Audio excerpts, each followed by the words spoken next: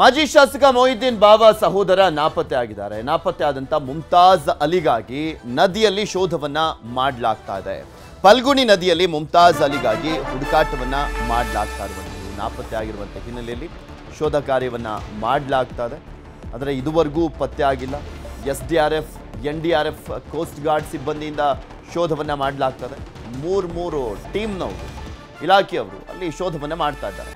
ಸಿಬ್ಬಂದಿಗೆ ಸಾಥ್ ಕೊಟ್ಟಿರುವಂಥದ್ದು ಮುಳುಗು ತಜ್ಞ ಈಶ್ವರ್ ಮಲ್ಪೆ. ನದಿಯಲ್ಲಿ ಮುಳುಗಿ ಮುಮ್ತಾಜ್ ಅಲಿಗಾಗಿ ಹುಡುಕಾಟವನ್ನ ಮುಂದುವರಿಸಲಾಗಿದೆ. ಮುಂಜಾನೆ 3 ಗಂಟೆಗೆ ಮನೆಯಿಂದ ಹೊರಟಿದ್ದಂಥ ಮುಮ್ತಾಜ್ ಅಲಿ ಬೆಳಗ್ಗೆ 5 ಗಂಟೆಗೆ ಕೂಳೂರು ಸೇತುವೆ ಮೇಲೆ ಮುಮ್ತಾಜ್ ಕಾರು ಪತ್ತೆಯಾಗಿದೆ. ಡ್ಯಾಮೇಜ್ ಆದಂಥ ಸ್ಥಿತಿಯಲ್ಲಿ ಪತ್ತೆಯಾಗಿರುವಂಥದ್ದು ಮುಮ್ತಾಜ್ BMW ಕಾರು.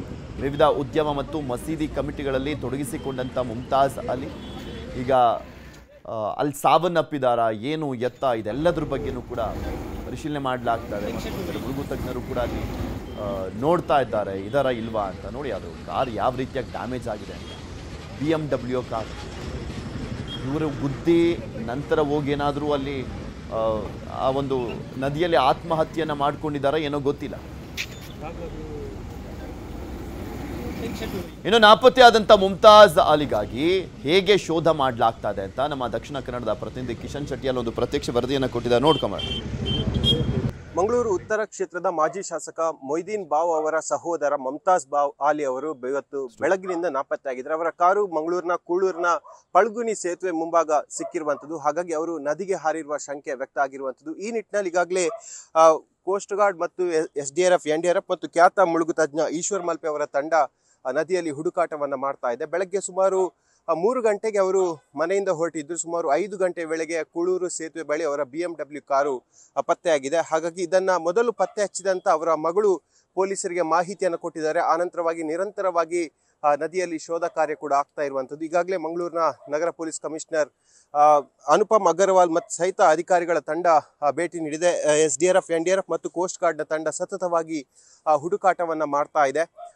ಈ ಘಟನೆಗೆ ಏನು ಕಾರಣ ಅನ್ನೋದು ಸದ್ಯಕ್ಕೆ ತಿಳಿದು ಬಂದಿಲ್ಲ. ಒಂದು ಮಾಹಿತಿಯ ಪ್ರಕಾರವಾಗಿ ಮನೆಯಲ್ಲಿ ಕೌಟುಂಬಿಕ ಸಮಸ್ಯೆಯಿಂದಾಗಿ ಈ ರೀತಿಯ ನಿರ್ಧಾರವನ್ನು ಅವರು ಕೈಗೊಂಡಿದ್ದಾರೆ ಎಂಬ ಮಾಹಿತಿ ಕೂಡ ಸದ್ಯಕ್ಕೆ ಲಭ್ಯ ಆಗಿರುವಂಥದ್ದು. ಮಂಗಳೂರು ಉತ್ತರ ಕ್ಷೇತ್ರದ ಮಾಜಿ ಶಾಸಕ ಮೊಹಿದ್ದೀನ್ ಬಾವ್ ಅವರು ಬೆಳಗಿನ ಕೂಡ ಸ್ಥಳದಲ್ಲಿ ಬೀಡು ಬಿಟ್ಟಿದ್ದಾರೆ. ಅಧಿಕಾರಿಗಳಿಂದ ಮಾಹಿತಿಯನ್ನು ಕೂಡ ಪಡ್ಕೊಂಡಿದ್ದಾರೆ. ಫಲ್ಗುಣಿ ನದಿಯಲ್ಲಿ ಅಧಿಕಾರಿಗಳ ತಂಡ ಸತತವಾಗಿ ಪರಿಶೀಲನೆಯನ್ನು ಮಾಡ್ತಾ ಇದೆ. BMW ಕಾರು ಅಪಘಾತದ ಸ್ಥಿತಿಯಲ್ಲಿ ಪತ್ತೆಯಾಗಿರುವಂಥದ್ದು.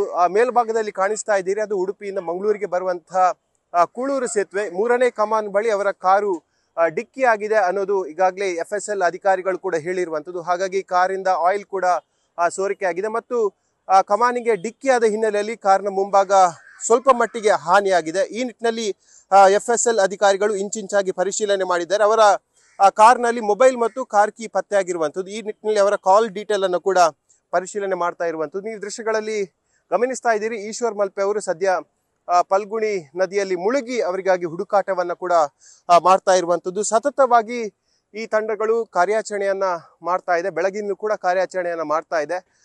ನದಿಯ ಹರಿವಿನ ಪ್ರಮಾಣವನ್ನ ನೋಡಿ ಯಾವ ಭಾಗದಲ್ಲಿ ಹುಡುಕಾಟವನ್ನ ಮಾಡಬೇಕು ಅನ್ನೋದನ್ನ ಈಗಾಗಲೇ ತಂಡಗಳು ನಿರ್ಧಾರವನ್ನ ಮಾಡಿದೆ. ಹಾಗಾಗಿ ಬೆಳಗಿನ ಕೂಡ ಸಾವಿರಾರು ಸಂಖ್ಯೆಯಲ್ಲಿ ಸೇತುವೆ ಮೇಲ್ಭಾಗದಿಂದ ಜನ ಬಂದು ನೋಡ್ತಾ ಇರೋದು. ಯಾಕೆಂದ್ರೆ ಅಷ್ಟರ ಮಟ್ಟಿಗೆ ಅವರು ಪ್ರಖ್ಯಾತರಾದಂತೂ ಸಮಾಜಮುಖಿ ಕಾರ್ಯಕ್ಕಾಗಿ. ಈ ನಿಟ್ಟಿನಲ್ಲಿ ಅವರು ಸಿಗ್ಲಿ ಅನ್ನೋದು ಎಲ್ಲರ ಆಶಯ ಕೂಡ ಅಷ್ಟೇ. ಕ್ಯಾಮರಾಮ್ಯಾನ್ ನಿಖಿಲ್ ಸುವರ್ಣ ಜೊತೆ ಕಿಶನ್ ಶೆಟ್ಟಿ, ನ್ಯೂಸ್ 18. ಕನ್ನಡಿಗರ ಮೆಚ್ಚಿನ ನಿಮ್ಮ ನ್ಯೂಸ್ 18 ಕನ್ನಡ ಈಗ ವಾಟ್ಸ್ಆಪ್ ನಲ್ಲಿಯೂ ಲಭ್ಯ. ಕರ್ನಾಟಕ ಮತ್ತು ದೇಶ ವಿದೇಶದ 360 ಡಿಗ್ರಿ ಸುದ್ದಿ ವಿವರವನ್ನ ನೀವು ನಿಮ್ಮ ಕೈ ಬೆರಳುಗಳಲ್ಲಿಯೇ ಪಡೆಯೋದಿಕ್ಕೆ ಈ QR ಕೋಡ್ ಅನ್ನ ಸ್ಕ್ಯಾನ್ ಮಾಡಿ. ನಮ್ಮ ಚಾನೆಲ್ ಅನ್ನ ಫಾಲೋ ಮಾಡಿ, ನೋಟಿಫಿಕೇಶನ್ ಆನ್ ಮಾಡಿ.